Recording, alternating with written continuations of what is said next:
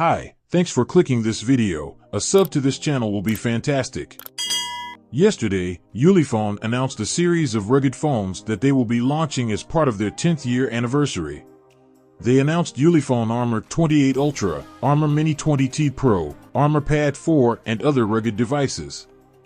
In this video, however, I will be comparing the new Armor series they have released so far this year, the Ulefone Armor 26 Ultra, Armor 28 Ultra, and Armor 27T Pro. Don't forget to leave a like or a comment if you have any questions after watching the video.